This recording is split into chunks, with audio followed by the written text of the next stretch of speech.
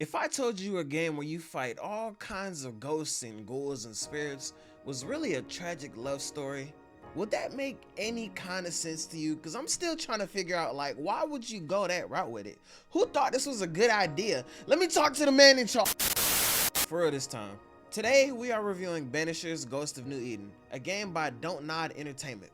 You play as Red McWraith and Antea Duarte, lovers and banishers. Like I said before, this is a so very tragic love story that will pull on your heartstrings every which way, then plunge you into hell and have you fighting for your life to cast out demons to bring your lover back to life by sucking the souls straight out of other people.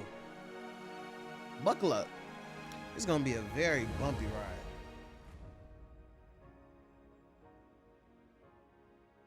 Banishers has another semi-open linear type world, a very big one I might add, but nothing ever feels too far away. You'll be doing most of your traversing via defeat. No riding horses, sadly. There's a lot of times where I wish the game was just a bit more open, but it's not bad. This game has fast travel that can only be accessed through campfires, which double as a place to do your upgrades and yada yada.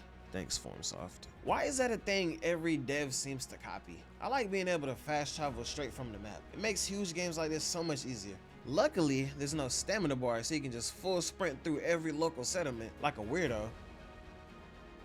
There are 4 town type areas where you'll be getting most of your side quests that consist mostly of detective work and then playing the role of judge, jury, executioner, and banisher. How many you finish and how you handle these quests all play a part in how your story ends. If you're a completionist, I can see this game taking around 70 to 100 hours depending on how fast you are. I beat it in a little over 50 hours with not even a third of the world complete. When you start to progress in the story, you'll get new ways to unlock certain paths on the map, so the game kinda grows with you. There's some character customization. You can pick different outfits and accessories for some buffs. None of the cosmetic changes are too noticeable besides the fit itself. Google says there's 13 to 14 different fits. Don't know why they don't have an exact number, but I only found 6 in game. The soundtrack isn't really anything to write home about. There was never a point where it actually got my attention. We've played some games where the soundtrack was undeniable, and in Banishers it's like the devs just didn't want silence. It's not bad, but it's not good. The game's not too challenging. There might have been 1 or 2 fights that I needed to try more than twice. From what I've seen, the combat is the most criticized aspect of the game, and I kinda get it. Banishers is a lot closer to South of Midnight than it is to a game like Elden Ring. There's not a whole lot of variety with enemy types. It's always either some type of spirit, some corpse possessed by a spirit, and then that same spirit without the corpse, or like a wolf. You never even fight any other people.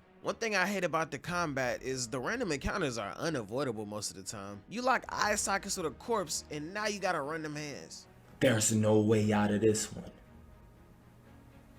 You're done.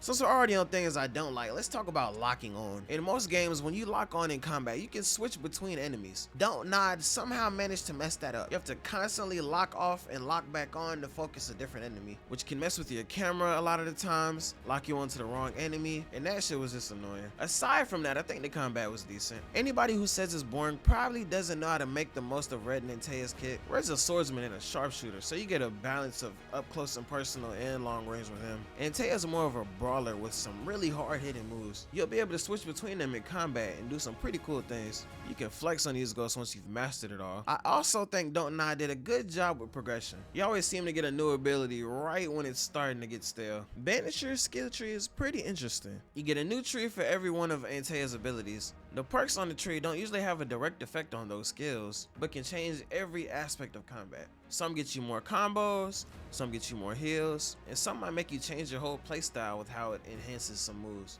But they're balanced. You might get a perk that makes Antea hit harder, but now it takes 10 seconds longer to build up your spirit gauge so you get to use her a little less. Giveth and taketh away type shit. And when picking your skills, you can only pick one of the 2 options for each branch. I didn't know that early on. I kept switching back and forth thinking I was unlocking something new.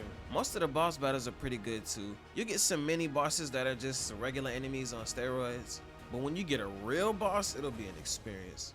You ever had to fight a blood clone of your ghostly girlfriend?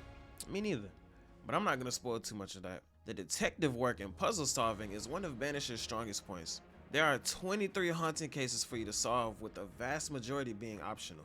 These are all really well written mysteries where you have to uncover what happened between a ghost and a living person. You'll interact with both parties to get their sides of the story and find clues, and once you've put the pieces of the puzzle together, it's up for you to decide who's guilty. You can either blame the living and ultimately take their life, or blame the ghosts and send them to the afterlife, either peacefully or forcefully. Your final verdict of these cases is what will change the ending of the game, and even how some of the missions play out. The ending I wanted required me to have the coffin business booming. They call me the Grim Reaper of New Eden. But blaming people plays on the game's morality system. Some of the people really don't deserve death, and some of the NPCs even start to call you out for your choices, making snarky remarks when you pass by them. But I mean, hey, how far would you be willing to go for somebody you love? The stories of the cases are usually good, while doing the actual detective work behind them isn't as good. Some of them require a lot of traveling to run up that playtime. Some of them lead to boss fights. Switching between Red and Antea during those parts show more unique differences. Like Antea being a ghost, she can see more than Red. A lot of the times, there's items ghosts hid from the living,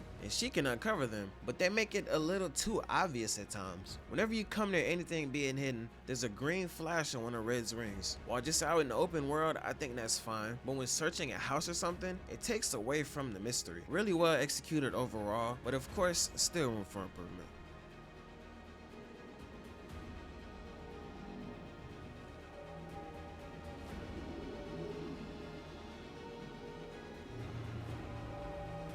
Come with me.